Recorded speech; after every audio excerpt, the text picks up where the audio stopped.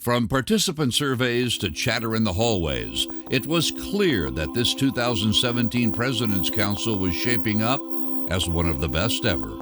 And one reason for that was the focus on engaging young professionals, men like Marcelo and Derrick Mestler.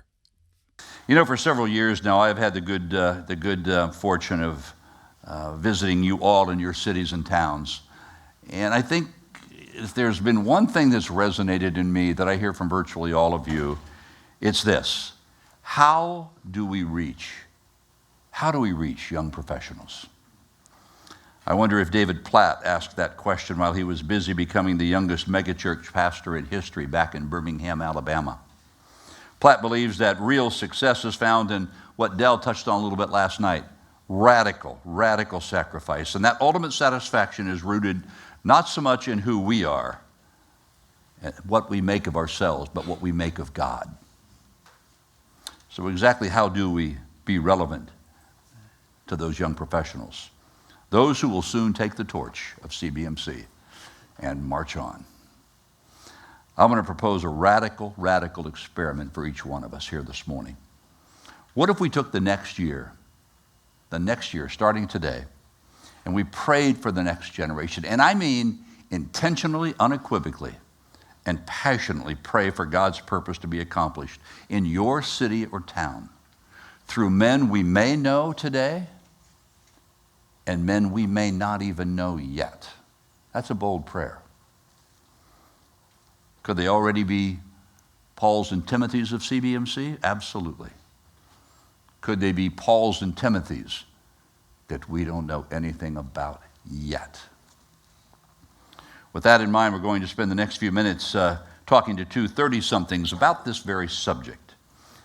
And how does our ministry reach the next generation?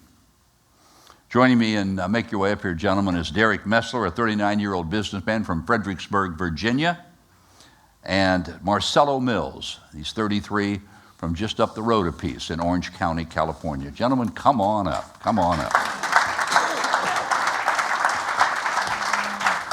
Welcome. Good morning. Welcome to President's Council. Thank you. You Thank bet. you. Glad to be here. Have a seat. So, Derrick, let me start with you. What was it about CBMC that first captured your imagination? I would really have to be Bill McAvinney. He's the one who introduced me to CBMC and really pursued me to educate me about how to live a life of meaning, and showed me really the twofold mission and how to live that out in life. So from a CBMC standpoint, it's the simplicity of the twofold mission. Meet a man where he is, build a relationship, sow some seeds, pray for a harvest. If you're lucky enough for a harvest, disciple him to the next, so he can turn around and do that again. So you had told me earlier this week on the phone that you had a two-story version of what you thought Christianity was all about and your life was all about. Can you unpack that a little bit for all of us? Yeah, I was very fortunate enough to hear about God from day one of my life all the way through, but somewhere along the way I picked up what I call a two-story view of God and work. I was a Christian Sunday mornings, faithfully church, took my family to church, and then proceeded about my week and really struggled. For very long, I was trying to figure out, how to live for God. Struggled with, do I become a pastor? Do I go on the mission field? And it was really, in my mind, a sacred and a secular viewpoint of life. And I was living and working in the secular world, and my faith, I thought my faith had to be over here in the sacred world. And in 2014, that all started to crumble. In my mind, the barriers started working down, and that was through CBMC and showing me that, no, God has me where I am. He has me in the job, in the place where he wants me. He has a purpose for me there. Marcelo, I want to get you into this conversation. It wasn't all that long ago. You were the number 3 banker at J.P. Morgan Chase. You had it all going on, money, prestige. I'm sure the world was telling you, Marcelo, you are all. You've got it all. What caused a tectonic shift in your life? Yeah, I think at the time I wanted more money, though. But no, things were going pretty good. I had I think with most men, we kind of have this compartmentalized view of our life. This is my church life, this is my work life, this is my family life, and I really felt like they were all clicking. I didn't feel like I wasn't living for the Lord. I was involved in, small groups at church, and, work was firing on all cylinders. We just had our first daughter, so she's 5 now, and I just thought, man, if I could just stop life right now, I'd be completely happy. And but I wasn't. I'd show up to work, and I just felt unfulfilled. I don't know. I kind of felt, for whatever reason, I couldn't figure it out, that I just didn't like my job, and I didn't know why, because I actually did. I liked what I did. I was a small business banker. I worked in a branch, and I was number 3 in the country, so it was kind of neat being that, because they fly you all over the country to talk to other bankers. And but every day I showed up just wasn't fulfilled, and I couldn't figure out why. And it started to hit me that I needed to submit to God and just give it to Him. But I think things through, and I thought, well, if I do that, I got to be ready, because He's probably going to send me off to Africa to be a missionary. And I got this young baby, and if I just have to make sure my heart's there. And so I put it off for a while, for a few months, 4 months, and then finally it just reached a boiling point. And I said, I just can't live like this anymore. I can't figure it out. I can't put my finger on it. If I wrote it all down on paper, everything was on the pros list, And so I was having lunch one day. I was listening to my Dodgers, go Dodgers, and and I turned off it was on my phone. I turned it off, and I just said, you know what, God, I'm tired of it. It's yours. I said, look, I'll go wherever you want me to go. I'll pack up my family. I'll go eat, little birds in the middle of Africa, and do whatever you want me to do. Just get this off my shoulders. I'm tired of feeling this way. And there's only been a couple times in my life where I really felt like I heard the voice of God so clear, and this was the second time. And the message that I got put on my spirit was, you're exactly where I want you to be, but you're not doing what I want you to do. And I was basically checking Him at the door every day I went into work. Not that I was doing anything wrong at work. He wasn't the focus of my day. Focus of my day was helping my clients and doing a good job. And so I committed my work to the Lord, and I said, if I share Christ with a customer and it costs me my job, who cares? So, I don't have to feel that unfulfilled purpose anymore. And from that day on, Phil, it was like He put a rocket ship on my career. I mean, I went from being a small business banker to shooting on up to now I work with, middle market clients, and all the way, the importance of the job just continued to minimize. The less I cared about who I was in the marketplace, the more I cared about who Jesus was in the marketplace for me, the more God trusted me with, putting me with customers that I wouldn't, that you just don't run into in everyday life, and people that lead large corporations, and knowing that when I'm in front of these people, it's not about the banking, it's about their soul, and who Jesus is to me and who I believe Jesus should be to them. And I said, there's got to be other guys with this mentality out there. There just has to be somebody else that thinks the same way. And so I Googled Christian businessmen. And I missed one word, and it led me right there, though. And the rest is history. The rest is history, yeah. So I got, but I was in Seal Beach, California. I live here in Orange County. I was in Seal Beach, and the closest group to me was about 40 minutes south in Irvine. And I thought, well, I can't be there because of my work schedule, but I'll download all the resources and try and see what it is to do this, and read all these testimonies.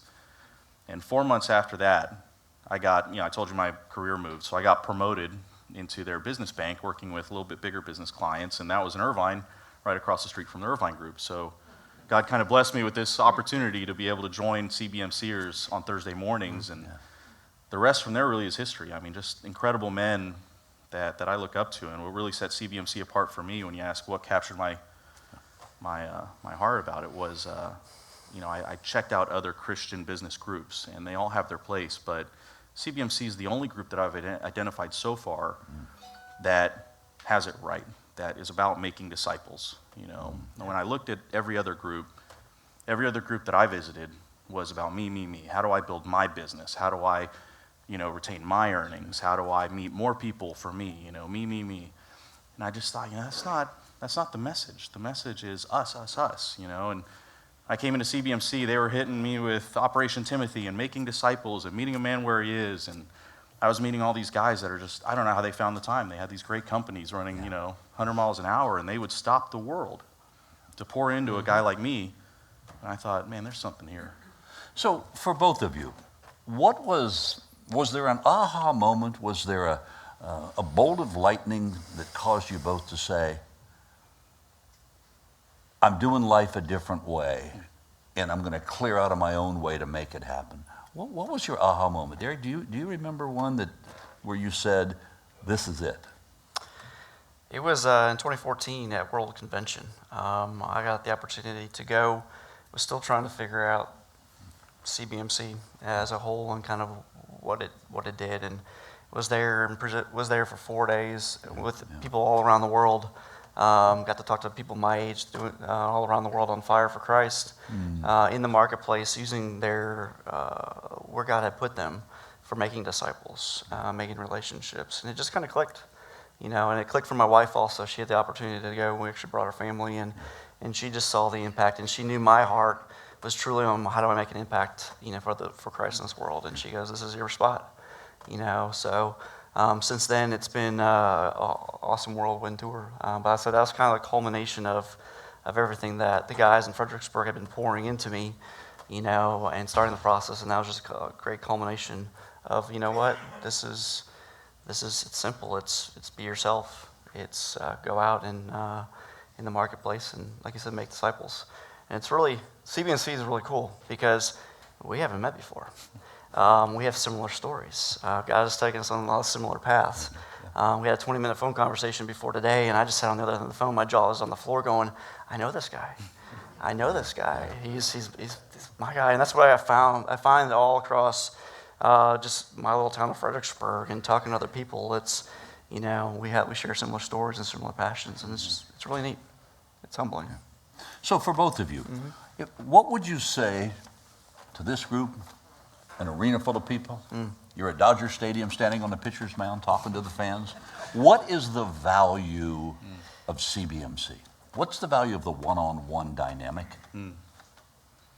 Yeah, for me, it was, again, back to just making disciples was the centerpiece of this. And Derrick hit it on the head with, being right where you are in the marketplace, using, the 1 Peter 4:10, I always try and remember, where it says, each one of you should use your gifts to serve others and to be faithful stewards of the Lord. And that's exactly what you were saying, of just being right in the marketplace, reaching a man. And when you look at that, it's the heart of this organization really is the Great Commission. Jesus didn't say, go into all the world and preach the gospel. He said, go into all the world and make disciples. That's the verse. And that's what we're doing here. And he follows that up by saying, and I'll be with you. I think, well, wherever Jesus is, that's where I want to be too. So, for this organization, that's really the big takeaway is it's so focused on just getting guys to Jesus and just being obedient to that, and again, the testimony of just seeing just wonderful men who, I said we were so compartmentalized. The men that are in Orange County and across the country, I'm sure, as I'm seeing in Derrick and meeting these guys, is they break down those compartment walls. The family life, the work life, the church life, it all just starts to bleed together, and it's such a blessing when that happens, because it does make you a better father, better employer, better employee, better member of your church. Just better all around, because you're just integrating it all together. And we're all looking for the secret sauce. We've heard that term. I think you've said it. But I think if you're listening, one of the things that's resonating, I heard from all the guys up here. I've heard from our speakers. It's about relationships. That's the core of it. I wouldn't be up here today unless a guy sat me down, listened to my story, and said, I got a target on your back. And I didn't bolt out of the restaurant. I stayed, and he goes, did you hear me? I got a target on your back. I'm coming after you. And I took that as somebody is interested in me. Hadn't had that. Somebody wants to pour into me. I was looking for that. And I'm not unique in any form or fashion. That's what guys want. They're looking for somebody to take an interest in them and to pour into them. And it's going to be one by one those relationships that we're going to multiply in the marketplace. A question about the transition of shifting your focus from one of what the world calls success to a focus of true significance. What was that transformational process like for both of you when you took that thought home? Do you remember discussions with your wives, things that you can share with your family about maybe we're going to do life a little bit different way, kids? your wife? Remember any conversations that you can share? I can share. I feel like when I took it home and told my wife, it was funny, every kind of career decision or major life decision, I was always ready, fire, aim, right? And my wife would always say, well, let's stop and pray about it first. And I'd say, oh yeah, of course. Lord, help my wife be okay with my decision, but that I made yesterday. I kind of felt like she had been waiting for me. Yeah. That was my takeaway. Was she was already there. My wife's just so incredible, and she really, she has the same struggles as anyone else. But I feel like she was kind of already on that side of the river waiting for me. And when I said, hey, this is what's happening with, the workplace. These are the men that I'm meeting with. This is, somebody that I'm praying. These are 10 guys that I'm praying about. She said, yeah, this is what we've been waiting for here. You gotta take the helm, and it's still gone. It's only been a few years. I mean, every day it's still a process, and it's incredible. I mean, it's been life changing. Every day, no matter what the day. I mean, the world can be falling apart, and I'm just completely fulfilled knowing I'm right in the center of God's will, even if I'm missing the mark. I mean, I could be missing. I'm missing the mark every day, but knowing that I can just return in sufficient grace and repentance and continue to bring Jesus everywhere I go. I mean, and I'm learning that from the men that are pouring into me. That's the thing about our generation, we're Generation X, so we were born with email, but that's about all we know how to use. It's the guys that are younger than us that are making the apps and the millions. But we have everything at our fingertips. I mean, I spend all day staring at my screen. I'm guilty. And when somebody gets you to look up and say, I've got a target on your back, when somebody says, hey, I'm willing to put what I'm doing on hold to pour into you and show you what's important to me, that's really what speaks to us. I mean, you've got to go out of your way and make that happen. And, we see the stories time and time again where Jesus is intentional. He shows up to the fishermen and he calls them by name. He walks up to the next group, the next brothers that are fishermen, he calls them by name. You got to be very intentional. And when guys in CBMC are intentional with me, I buy in. And I've seen that now that, I'm running a group in South County. When I'm intentional and telling people, no, you're waking up and you're having coffee and studying with us a Tuesday morning at 7 a.m., they, when they see that, when they see you go out of your way and do that, and, they buy in. And that's what speaks to our generation is somebody just grabbing us by the ears and slapping the phone out of our hand and saying, hey, let's talk. That's what it takes. So. Yeah, it sounds like our wives are very similar, and always very much ahead of us in thinking. I can remember vivid conversations, just coming home, talking to my wife, going, "There's got to be more than me going to work, coming home, making a paycheck, spending time with you, repeating day after day after day."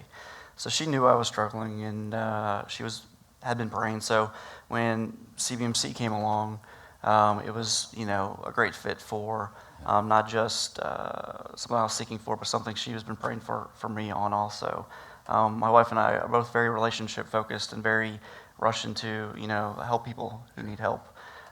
So she was glad to see that it was a place where men were pouring into me, and it was men focused. She's been very involved in a women's ministry that does similar to CBMC, but is very women focused. So she was glad I had my track there and felt safe with me going into that.